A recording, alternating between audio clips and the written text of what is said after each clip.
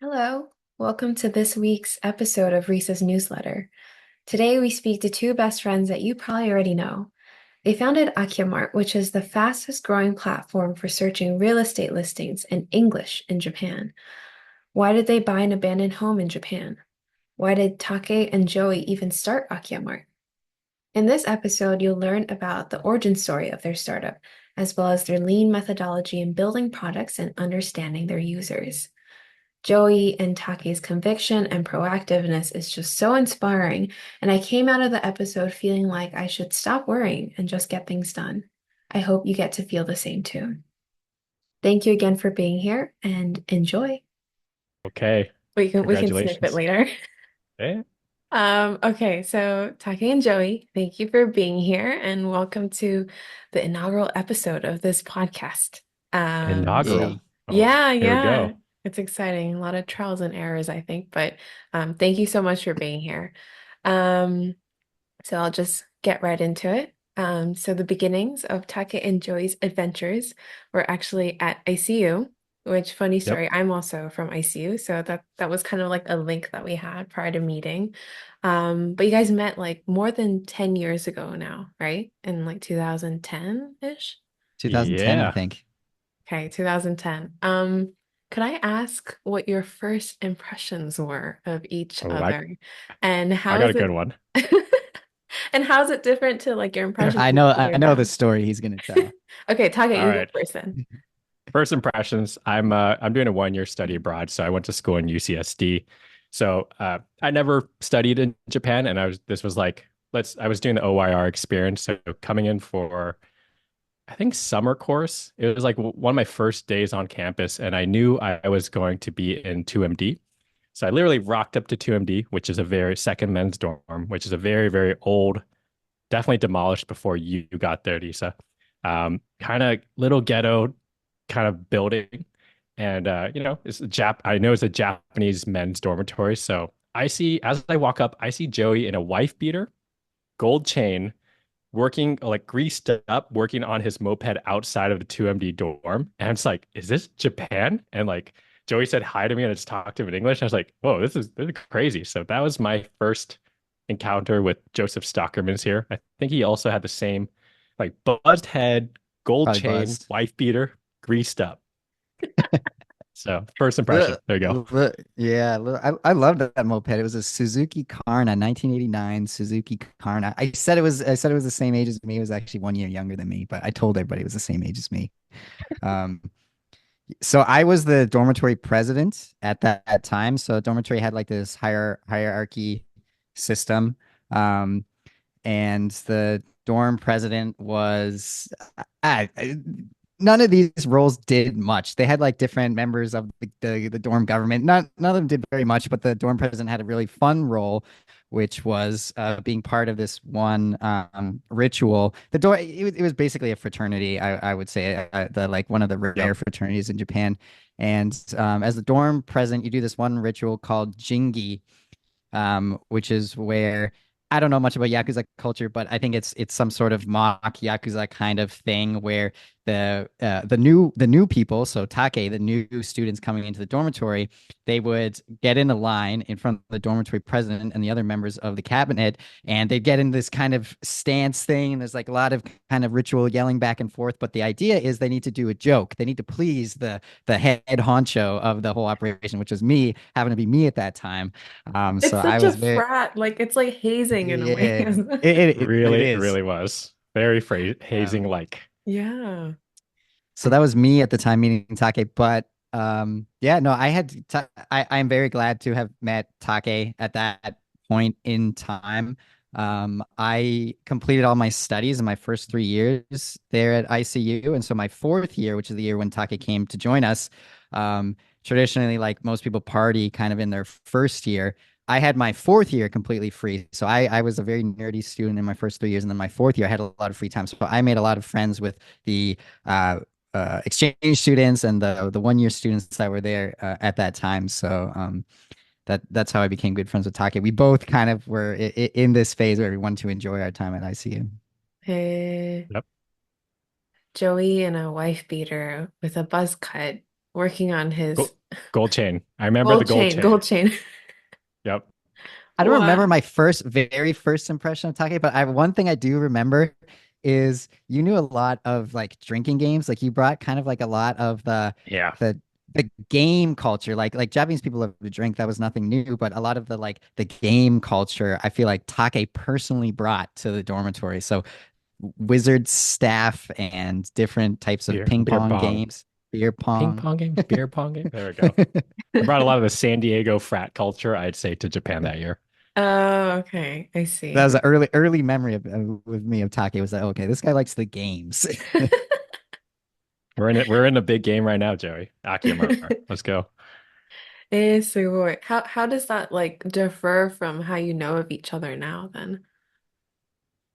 I think it's we're still the same people. I think Joey and I've done a lot of we've seen a lot of each other throughout different segments of our life, but I'd say we're still the same people at the core. Um, Joey's still a mechanic. He's still working on his Forerunner and trying to revive something. I'm still trying to get people to drink and play games, kind of thing. So it's we're kind of the same beast, I would still say, but I don't know. Joey agrees with that, but I think so too. I think like a lot of there's aspect like when we hang out, like I don't know, go on a trip or something together. I do see like a lot of the trust that we have with each other is like has been built because of all those I don't know episodes that we've had together, and I do agree that I think we are still that same person that met at those dormitories at the dormitory all those years ago, and I feel like that you know being that consistent friend to each other has been part of what has made our friendship strong. Yeah, because that's like a decade, more than a decade of friendship. So you guys met each other at like your late teens or like early 20s, like super early 20s and drinking age, basically. drinking. The start of the drinking age. That's beautiful. Um, I'll go to the next question, which is so the two of you have had a certain like Gwent, like a fate, like a connection, like a red string connection to Japan, and launched Akiyamart to make the home buying process more accessible to like Western UI trained folks like yourselves and myself too. It's been over a year since your launch and 7 months since that viral post on LinkedIn, which is how I discovered you guys actually. How has your vision for Akiyamart changed from when you first launched and how you envision it now? Hmm. So it has changed quite a bit. So when I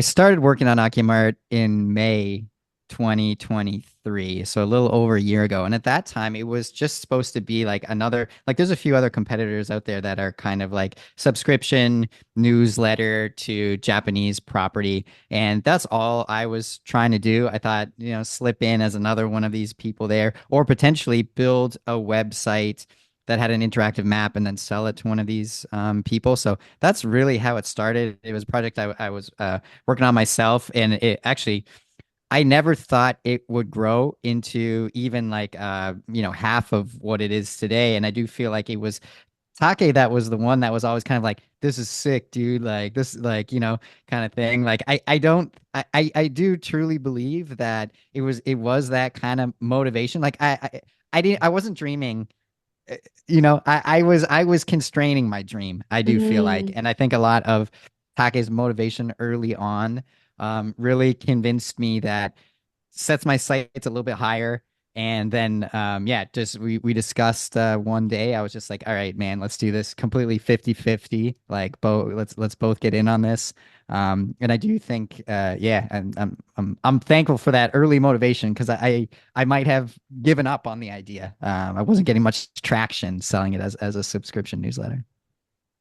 Yeah, and going back to since the post, I think we had no idea that there was this tidal wave of other people in the same kind of boat as us that wanted to buy in Japan, and it was really difficult for them to figure out how to do so. I think we started out as just a search and discovery site, and most recently we have been trying to help people through the buying process. And like it's interesting. It's just like one thing keeps leading to the next. We're really just trying to follow what customers want and actually what we want. So buying cars, doing renovation, and it shows that there's a really big gap in the market. We didn't intend to kind of go down this route, but this is just naturally we're trying to help people. And as we help people, we're building processes and becoming almost soon to be hopefully subject matter experts on how to get there. So we're dreaming bigger now. Again, we started this side business in January. We thought we'd make some money off Google Ads. Now we're starting to see like, holy crap, there's like a whole blue ocean of things we can do here. Yeah, we had Hey. ads on the website at one point. Well, They're bad luck, but we think we can help solve some of the Akiyamondai in Japan too. There's two sides of the coin here where I think we're able to help the foreigners buy, but also from the Japanese side, we've been talking to more Japanese folks who really are like, you guys have the opportunity of maybe not solving, but like taking a huge dent in the problem and helping this big societal problem in Japan. mm-hmm. Well, yeah, just to go off on that one individual that we're working with now, what he does, he claims that he's bought over 2,000 Akiyas in Japan.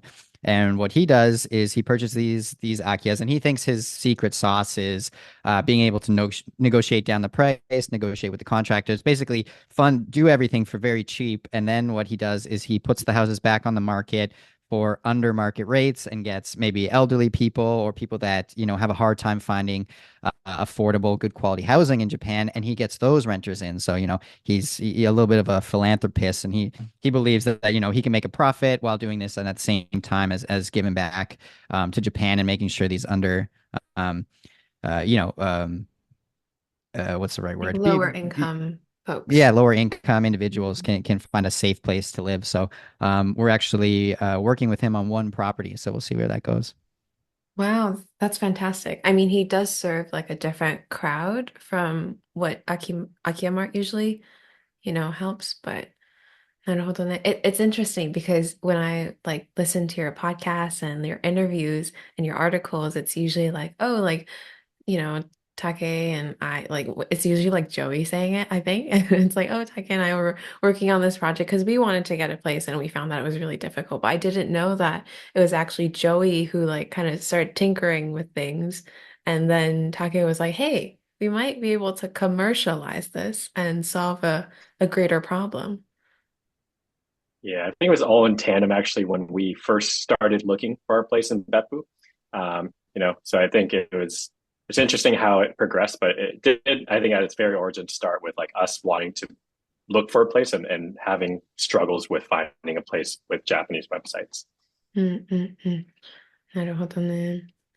Yeah, I Um, mean, I could go on a rant about Japanese websites for for a long time, but yeah, that is where a lot of this whole issue came from, and that's why those Instagram accounts do so well because there's no Japanese websites out there catering to foreign, or not many, or a lot of them are focused on Tokyo or focused on the rental markets. So we saw an opening, I think, as well. Oh, I see. So you're Mhm. talking about like the Instagram sites that like show these reels or these shorts of let's look into this apartment in the tiny home apartment and so you come to Yeah, people are excited about Japanese property, and that's kind of the only uh you know way that they can see these properties is through those Instagram accounts.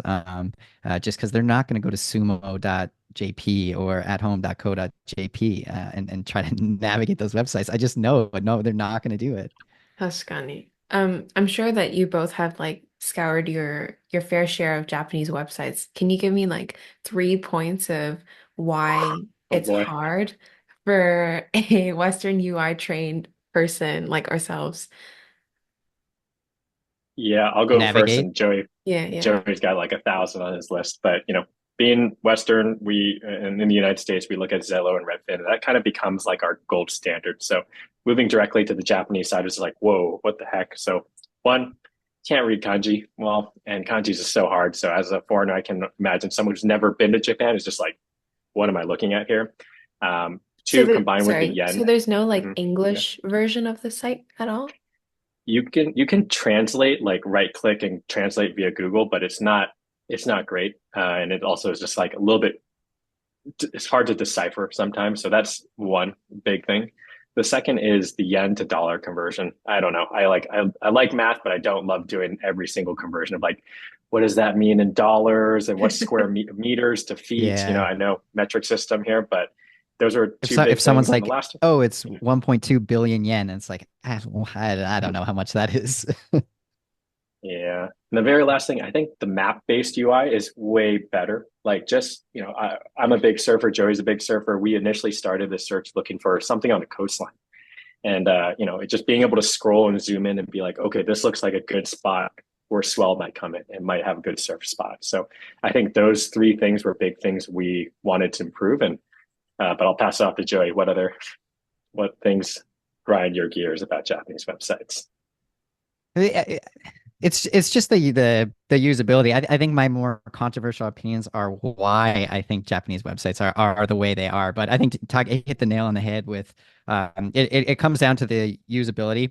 Like a lot of things on their websites, like for example, if you go on at home and you try to use their, you have to click maybe 15 times before you get to the map. But once you get to the map, you can't zoom out all the way and see properties. They only start showing properties once you're zoomed in. So if you the problem that foreigners have is they don't know where they're looking. They just want to see it all. They want to find something exciting. They don't know that they're looking for a house in this, I do feel like the just Japanese customer might be more like, oh, okay, I want to buy something in this town in Yamanashi because that's where I grew up or something like that. So maybe they don't run into these issues where I do feel like more Western people, they just want to explore, they just want to explore. They don't know exactly the location or the specifics of the house up front, which is the way these websites kind of force you to start specifying all your criteria first before you see the house. Whereas I think Westerners, yeah, they just want to explore. That's true. They're coming at it from a very different context and background. Like I think only like a very small portion of people who have been to Japan probably know that they want to live in Beppu. So what are some things from Japanese websites then that you think are good and worth implementing into Western websites then? There's a fine. So I think Japanese UI in Japanese culture, and we're finding in some real estate, is very conservative and making sure that they give you all the information and tell all the liability so it's not kind of on them. I think there's a fine balance. The US does the opposite where they just show you like just the bare essentials, I would say. So I think there's pros and cons of that. If we're really looking at, hey, I want to know if this is a landslide zone or what are all the details? It's sometimes hard to navigate and find that in the US. So I do think there is a fine balance, and Japanese sites go overboard, in my opinion, on giving you too much information. But it is helpful if you're an investor or you really want to know every detail. Yeah, no, it's true. That's funny. Okay, we'll go on to the next question. The Right. Akiyamart name really grew when it was featured on Business Insider, I think. And I think Take mentioned that in the beginning, with things like Barely Ready, you guys launched and just started talking to customers that reached out, averaging 6 hours of consultation calls per day, just trying to understand people's needs. I think this is often advised by folks at like Y Combinator that the best way to approach building 0 to 1 as well, which is just by talking and understanding people's needs, right? Would you recommend this approach in the beginning phases for building a business, or would you do anything differently now? Definitely. I think it's been so valuable speaking to as many customers as we have spoken to, and especially early on when we had the free consultations and me and Tage were just on the phone for maybe it was 3 weeks straight, maybe not three, definitely 2 weeks, maybe two and a Brutal. half weeks straight. Just our whole day was talking to people. And I do hear that entrepreneurial advice as well. Like you have to talk to your customer. You have to talk to your customer.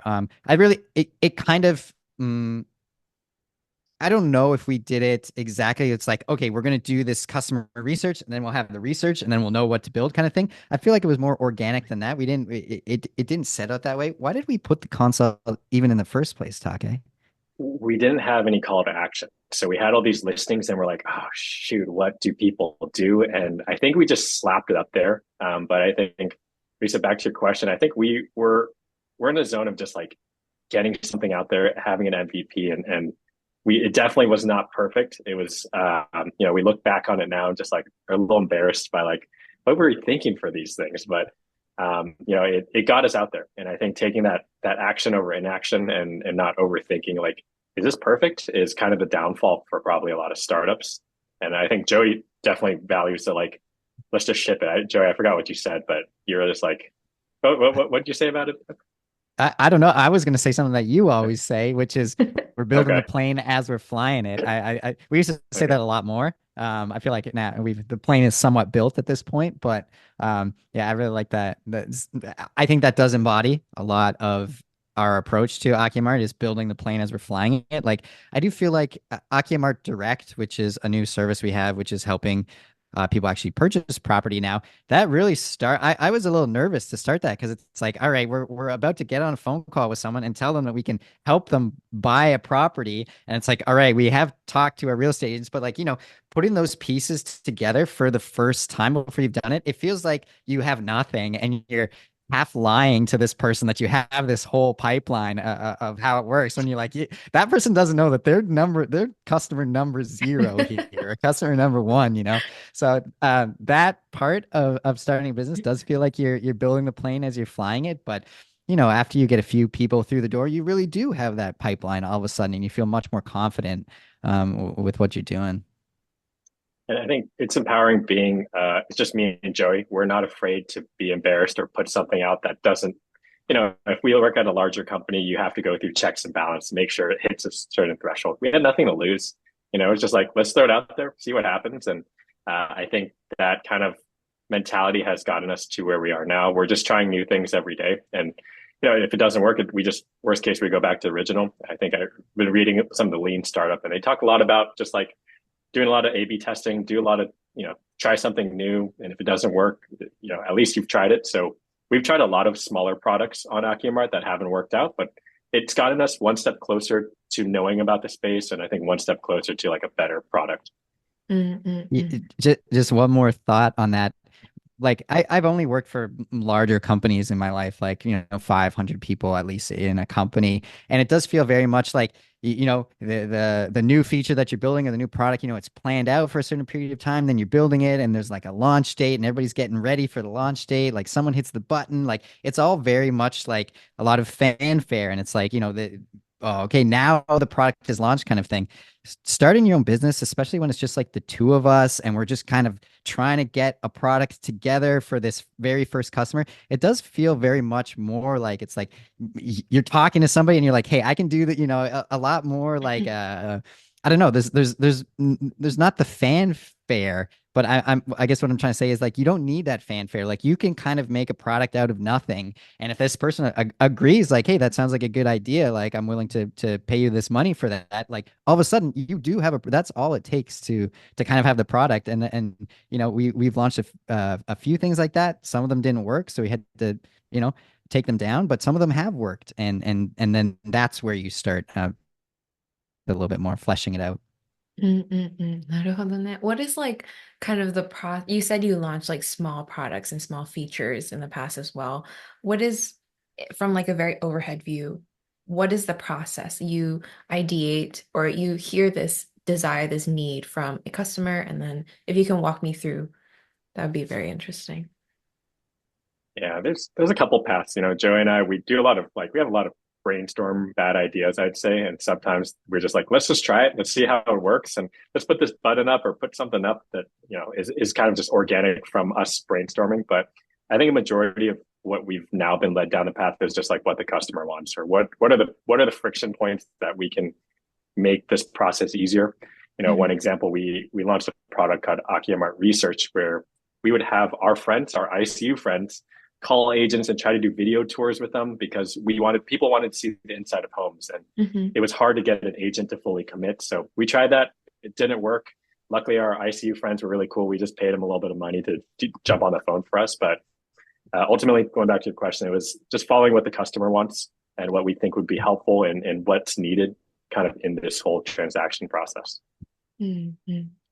なるほど. It's literally like the try it and then iterate and then maybe, don't launch it and then launch something else that's cooler and fits more needs, and it's like Well, the Yeah, but project. yeah. it's What I think I've learned a lot, and like this is something I probably never would have done myself had I not been working with Take, is that I feel like as the software engineer here, it's very much like, build something, put it out on the internet, have like a paywall, and then magically people buy it kind of thing. It's like kind of like the dream of the software engineer. But I think I've learned from Take is more just like try something when you're not even quite ready with it yet, or like start pitching like an idea even to a client, like even before you like, you've obviously discussed it beforehand and there's like a kind of kernel of an idea there, but more like just like try something kind of thing is, I feel like, is more the name of the game. Like, don't wonder what if this, what if that kind of thing. It's like more just like try something. And that has always been kind of scary for me because it almost feels like you're lying to the customer. Again, I feel like I said this before, but it's like you don't have the product, but you're kind of pitching it as if you have the product and you have this like very formal process. But like the client doesn't really care about that. They want to purchase a house in Japan, for example. And if you can make that happen, that's all that matters. So I do feel like try something, pitch your idea to the customer, and most of the time they're already speaking to you, so it will probably work out, It's funny. Yeah, that's a or you'll learn something at least. yeah, no, definitely. That's a really good point. It's actually interesting because like a few days ago, someone reached out to me willing to pay for a feature in my newsletter, my new newsletter. hey, And yeah, yeah. congratulations. Thank you, thank you. And I was like, I don't have a pitch and I don't know how to price. And I was just like, but the call was in the afternoon. So in the morning, I was just like, I just created a deck and it was literally like flying with like a half-built plane. What was I saying? Sorry. Yeah. Yeah, Building the building the plane plane. as you're flying. Yeah, yeah, yeah. もう本当にそういう感じ. And yeah, it's Yeah, kind of did it work? exciting. It worked and it was Yeah, Yeah, exciting. congratulations. Yeah. I mean, I'm definitely gonna iterate and like tailor it a bit more depending on people, but yeah. So it just made me think of that experience. It's exciting to congratulations. do. Thank Yeah. you. You just have to hit the ground running.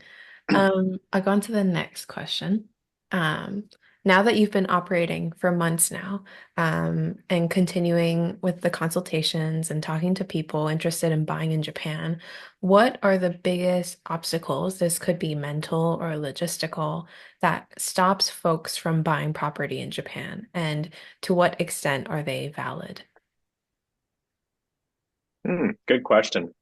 We've we've found a lot of people reach out to us, and again, we kind of have a paywall, so only really serious people now come to us. We do have a consultation fee, and also when we help through the transaction, we do charge a flat fee. So the quality of customers we've been encountering are higher, just because they've been willing to pay a little bit to start the process. So that it might be skewed. If we had left things open, I think it would have been very different. But we, I find that most people have the motivation. Some people do have that fear. There's always a fear of transferring $50,000 to a person you've never met in person, via a website you've never used. So there's a couple leaps of faith that people have to take, but they will take them. That's kind of what Joey and I are here for, just to reassure, like, hey, we did it ourselves too. It's going to be okay. But I would say, yeah, I don't. I think from my friends personally who are interested, who haven't gone through our process, it's always the over analysis paralysis, or like, hey, like, sounds cool. I'm not sure about it, and they just kind of never get around to it. I think the people we deal with really have that fire in them of like, let's get this done, and those are the people we love helping. Yeah, to I also think like there are people in life. Again, sorry, I'm saying all the things that I learned about life from my friendship with Take here. But one thing that I noticed about Take in comparison to myself and other people I see is that Take is a doer. He gets things done, whereas I do feel like a lot of people, myself included, maybe not over analyze, but spend more time analyzing stuff, and maybe even have a little bit of a fear of making the wrong decision. Like, oh, what if it ends up being like the wrong idea, and buying a house in Japan, ruins my life somehow. Like, I don't know if that's my personal feel, but like just like making a bad financial choice potentially, or I do think that the type of those type of people, and I'm going to include myself in that category, I think that does hold people back. Like potentially they love Japan, and it's just this like, to buy a house in another country, like it's several large things that they need to cross over in their mind to actually like make that leap and do it. And I honestly think I don't think I would have ever done it had I not gone in with Take on our first house here. So I do think there are doers in life, and Take is a doer, and I think that those are the kind of people that make these decisions and they buy the house in Japan. And I would encourage more people to be doers in life. I think you make I think it's better decisions. I don't think you need to think that hard on all these life decisions. Go with No, your gut. none of our properties have made a single dollar yet, though. So could be a mistake, but also at the same time, I think, yeah, I agree with Joey. Like I try to focus on just like if you're thinking about it, take the first next step, or else that energy is a little bit wasted. So glad to hear that, Joey. Now you're a doer now too. Now I'm trying to be a doer. I'm trying to be a You doer. are a doer. No, but honestly, like, let's say like one day you're in your deathbed and you look back on your life, it would be better if you had bought the house that you always dreamed of in Japan rather than being like, oh, I might have been able to buy a house in Japan, right? So Yeah. it's very cliche and cheesy, but it's like the no. Do you remember what was that movie? It was like No Regrets. Do you remember? Like there was a No tattoo regret. on this Oh guy. yeah, it No, was no misspelled, right? regrets. Yeah, yeah. No regrets or Yeah, something like yeah. that. It was like Yeah. a meme or something. That person's a doer. Whoever got that tattoo, they're a doer. いや、でも大 Yeah. 事。すごい大 What 事。was so I think a lot of it came, so we read this book around the same time that we started getting serious about buying our first Beppu property by Rick Rubin, う who is ん。not quite a music producer. I don't think he's self-described himself as a music producer, but that's probably the best way to describe him for other He's people. definitely a music producer. Yeah. He like gets paid for his creative input into what when a musician's coming out with an album. Anyways, he very successful in this hyper creative career of his, and he came out with a book, and I think the he write in the first chapter of the book he's like, this started out as a book to help artists become more creative, but kind of morphed into his philosophy on life. And I think one of the things that I remember from that book or that stuck with me was he was talking about just going with your gut more in life, in the sense that and this kind of comes back to being a doer versus a dreamer. But he kind of says like, go just make more decisions with your gut in life. And I'm not going to say it's the going to be the right decision. Sometimes it's going to be the wrong decision, but your life is going to be more interesting as a result. And who doesn't want to live a more interesting life? I think is something I remember from the book. I got goosebumps from that, man. I just got Wow. tingles. Funny story about Joey. He bought that first. He bought the first. I told him like, Joey, you got to read Yeah. this book, and he bought it off eBay. And he bought like this knockoff PDF formatted like Joey. What it was like? What was in the book? It was like just nonsense, right? I got yeah. So I was just like I was on Amazon, and I guess I bought the wrong one. Maybe the price is way cheaper. I don't know, but like I bought the wrong one. It came as a paper. So the real book's a hardcover. It's like about this thick. And this one was a paperback. It came like this. It was the same cover. Said I don't think it said Rick Rubin, but it was the same like image on the cover. Logo. And Yeah. it started out weird, kind of rambling about I don't know, some kind of like meditation-y type stuff. And then it quickly got like white supremacy, and then very and then like kind of just like the guy had taken quotes from like all these I don't know different controversial authors, and I was just like, what is it? I threw the book away, but like I said, No, I you should have should have kept kept it. that. You should have kept that. I did not want that in my Should have room. kept that and sent it to Rick Rubin. He would have loved it. But Yeah, like a lot of like Nazi stuff came up, and I was just like, where did this come from? can't But believe you yeah, read that don't far.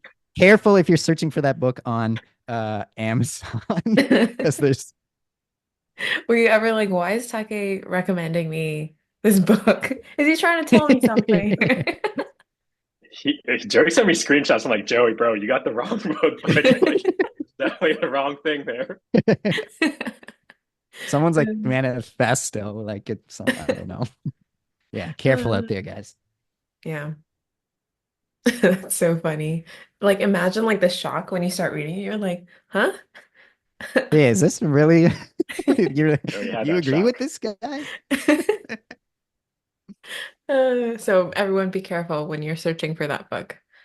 Yep. Yeah, the creative act by Rick Rubin, but make sure it's not the, the $6 one. It's the $30 one. Uh, okay, we'll move on to the next question. Akiyamart has been thriving because of the pure surplus of abandoned homes in Japan. That one-third of homes will be vacant by 2038, which could mean that if you like if we had neighbors, like two neighbors on both sides, one side would probably be vacant forever by 2038, which is kind of scary to think. The aging Yep. population is not expected to slow down anytime soon, nor is the relatively low interest rate. So, what do your guts tell you about real estate in Japan in the coming 5 to 10 years? And what does that mean for Akiyamart? Yeah. Anyone listen to this, just know that real estate in Japan, as you kind of mentioned, like because of the supply and kind of a couple reasons, is a depreciating asset. So if you buy something, let's say here in California, you buy a shack, it's going to go up in price likely, or more so than Japan. So anyone listening, it's maybe not the best investment you can make out of there. We do say it's an emotional investment, but um, tough question. Honestly, we've just really been in the space for a year, but we've been researching it every day. So Japan's got to do something. It's not going to increase its population out of nowhere. You know, letting people in from foreign countries, and I know Japan's got its immigration kind of laws, but it's got to let people in. And I think the people we're talking to are really good people. We really do try to screen for people that we think are a good fit for Japan, and we'll say no to someone who's never been there and just wants a cheap house. Um, we personally see when in our spot in Beppu, like the neighbors love us. They approach me always because I look Japanese when Joey's Japanese is better actually, and they like kind of see a glimmer of hope. They're like, oh, you're gonna revitalize this community. There's a lot of old people in our neighborhood that really like us, I think. But I think at the core of your question, Japan's got to figure out something, whether it be helping sell these Akiyas, just buying it ourselves. It was such a difficult process. Agents are motivated by these lower commissions on these cheaper properties, and the friction of just foreigners buying is so high. So I don't know. It's a really problematic situation that doesn't have a clear solution. But I do really think that incentivizing Japanese agents to try to sell these properties to foreigners is a big one, and making it easier for foreigners to move to Japan or at least invest in Japan is a first step in the right direction. Um, yeah, I think that's my opinion, Joey.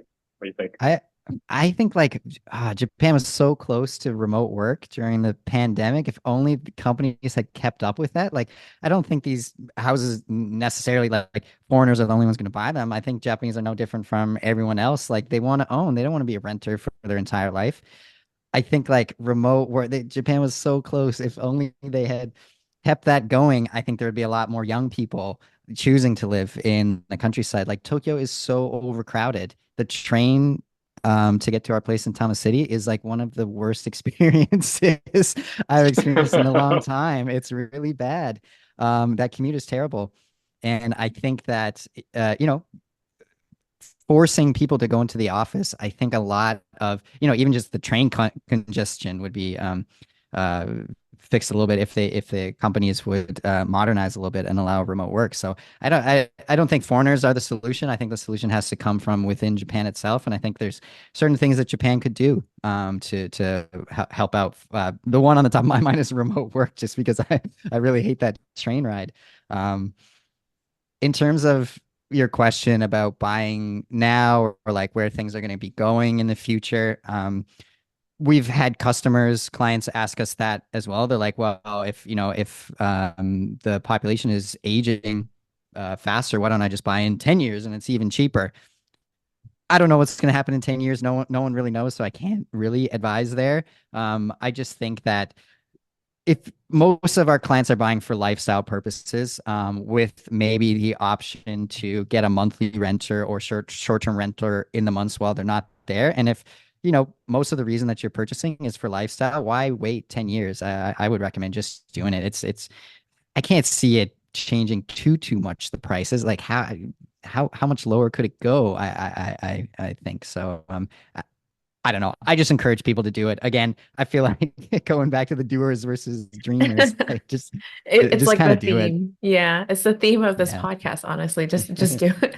The Nike, like just do it. You're a doer, Joey. Yeah. But yeah, and then sort of going back to the other thing about like, how is the Akiya problem going to get solved? I think there needs to be some way to encourage Japanese people to move to these or find some sort of livelihood that can be done from rural areas and smaller cities. Yeah, definitely. I think during the pandemic, actually, the house, the real estate in more suburban, like peripheral regions actually went up because of the amount of people who are moving out. So, like you guys said, I think there is definitely a desire for more space, probably less people, closer to Yeah. nature. Yeah. Quick, quick question for you. Do you feel that like one of the things that a lot of people say contributes to why there's so many abandoned homes is that Japanese people like new things.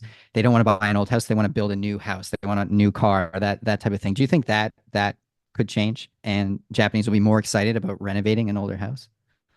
I don't know. I can't speak for all of the Japanese population, but I do tend to feel like Shinjuku and Shinsha, like new builds and new cars, definitely has the allure of like, a status. It's like a status symbol as well, I think. But I also see this wave of like younger folks interested in like antique stuff and vintage things and kind of maybe craving that nostalgia in a way from maybe their grandmother's home and their childhood and stuff. So there could be a increasing like demand for these like more lived in places and that has like the flavor and like the essence of old Japan.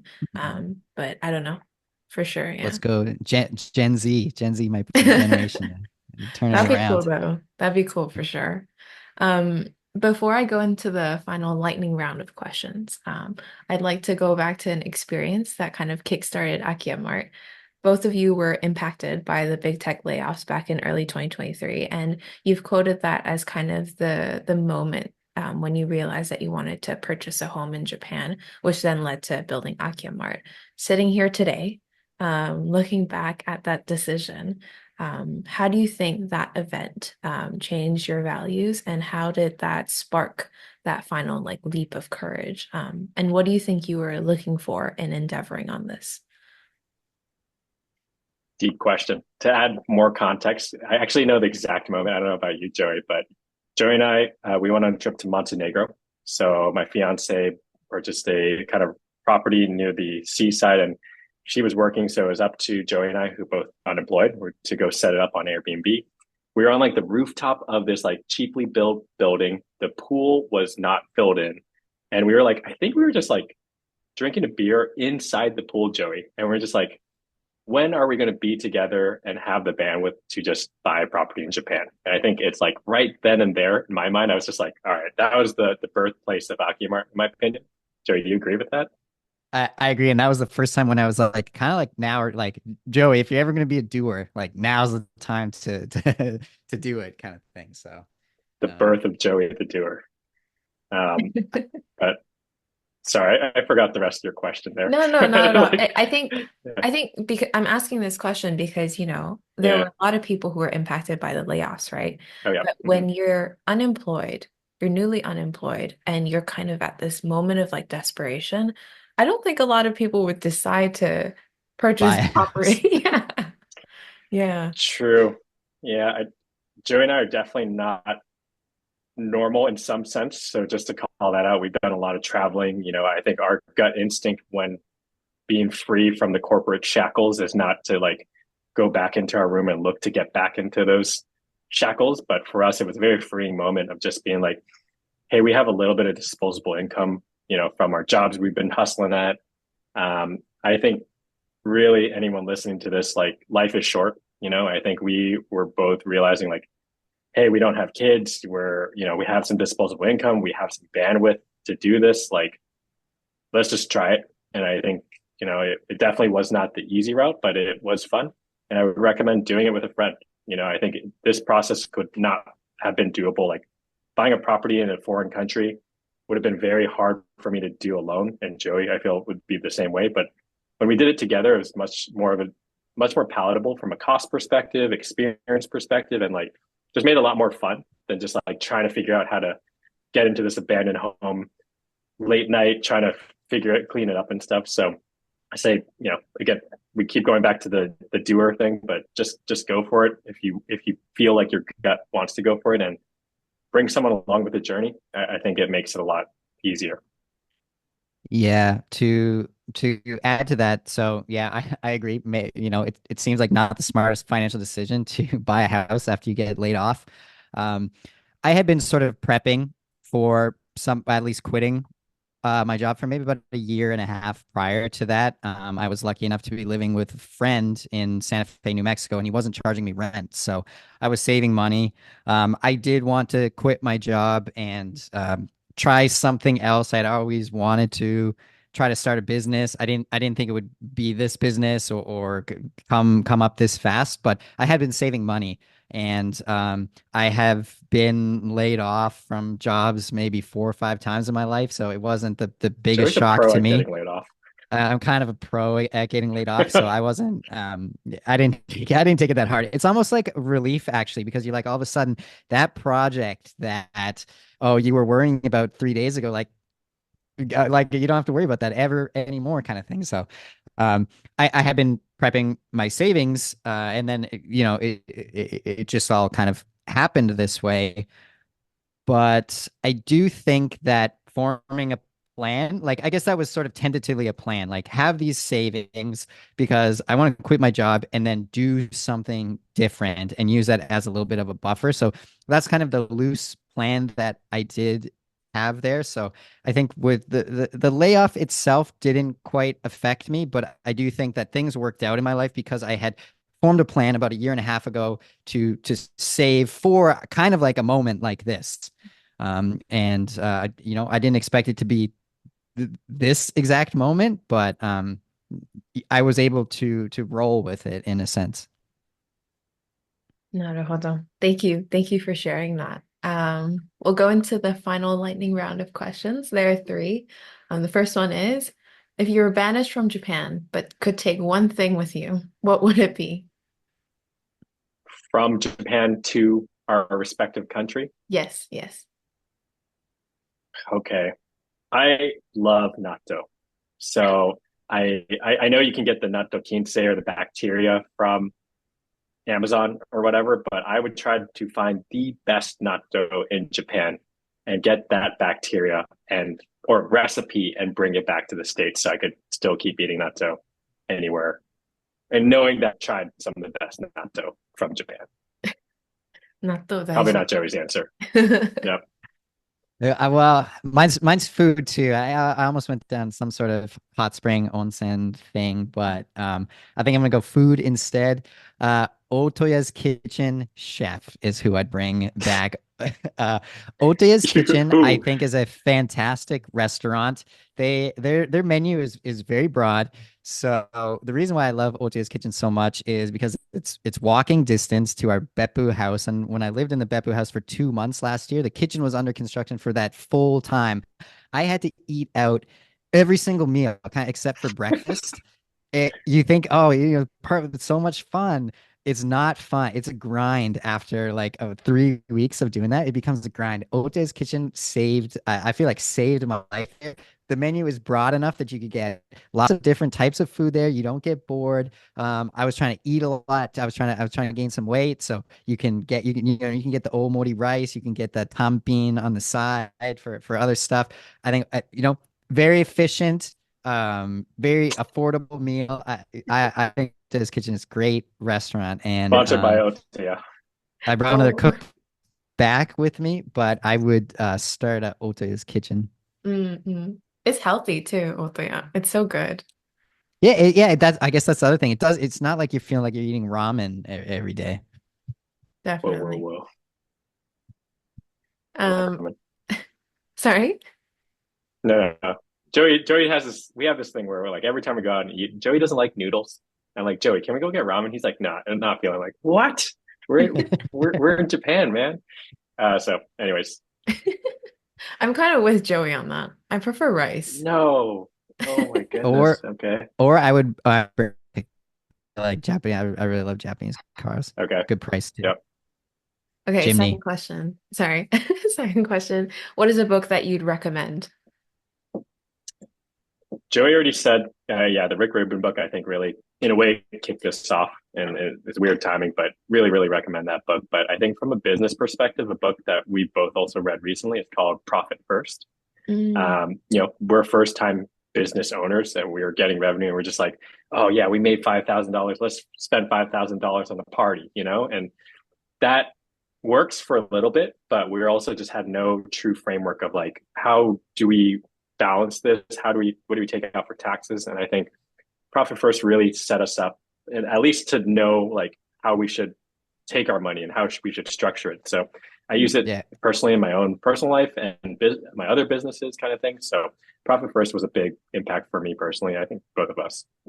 And it's extremely simple too, which is the benefit of it. It's not like, oh, you need to learn bookkeeping and accounting. It is absolutely anyone can learn this and you know uh do well with your business's finances. great. My book, Mhm. I'll throw a novel in there. If anybody likes Murakami, Haruki Murakami novels, there's an author, Tom Robbins, who, if you like Murakami, this is like 3x Murakami. He's an American author, 3X. but like he's like more Murakami than Murakami is, if like that's possible. And obviously the stories don't take place in Japan, but very much in the same vein as Murakami, but like maybe I would argue more so. And that's what I really like about him. I recommend Jitterbug Perfume. Okay. I'll definitely link these three books down below then. Last question. What do you do when you need a push of courage? Push of courage. Huh. That's a good question. I'd say like me and Joey, I've been really into sauna and cold plunging. I think recently I know it's a big fad, but I do think there's something there about like I live in Santa Cruz, so jumping in the cold water and going surfing and like that push of just like let's swallow the frog and do something uncomfortable. I think kind of makes everything a little bit easier. Just being like that water was freaking cold, but making this decision isn't going to be as painful as that experience was. So I think the maybe not so the sauna, but the cold plunge or jumping in cold water or a cold shower. I think that kind of kickstarts me physically, I'd say, but also mentally. I agree with physical exercise too, and I also just think talking about it. Like I am someone that likes to clam up, but in the times where like someone has pried some information out of me when I'm worrying about something, I do feel like that makes it makes it a little bit better. I do feel like talking about the thing you need the courage for helps as well. Even though I don't want to do it. I think it helps. It's like that first push and then anything feels possible after, I think. That's it for the lightning round. Thank you, Taki and Joey, for sharing your story. It's been a pleasure to speak to you both again and kind of witness how powerful the synergy of like good friendship can be. Final two quick questions. How do people reach out to you? And okay, you can just answer that first. How can people reach out Yep. to Contact at akia-mart.com. You should be able to find it on everything. Listen to our podcast and also Instagram, LinkedIn. Everything comes back to us. So please reach out to us. We're more than happy to talk to people, hear feedback, and yeah, excited to hear from people in general. It's great. And the last question is, how can the audience be helpful to you? Ooh, we got some. What do you think, Jerry? We have a lot of things on the roadmap that we don't know how to solve from an Akiyamart perspective. We're currently looking for someone to project manage renovations or some way. We're helping people buy, but the next step of the process is like obviously people want to renovate. So if anyone knows any handymen in Japan that are bilingual, I know it's a small subset there, or project managers who want to kind of get in this space, that's something we're actually really looking for to help the customer journey along. We're also looking for a muralist. If anybody paints Oh murals, yeah, we um yeah. we just bought $3,500 property in Kitakyushu. This is with the guy we mentioned that helps underprivileged people find safe and affordable housing. And there's a big concrete wall out front, and Take wants to paint a mural there. I think it's a good idea too. So if anybody's a muralist and wants to stay in Yep. this Kitakyushu house for a little bit, we can work something out. Yep. This could be the start of something cool, buying Akias, making beautiful pieces of art and showing the world that, these are abandoned homes, but there's value behind them. Definitely, for sure. Well, thank you, Take and Joey, so much again for the incredible work that you are both inspiring us to do to, follow our gut and do what makes sense to us. And that's it for today's podcast. Bye-bye. Thanks for Bye-bye. having us. Bye.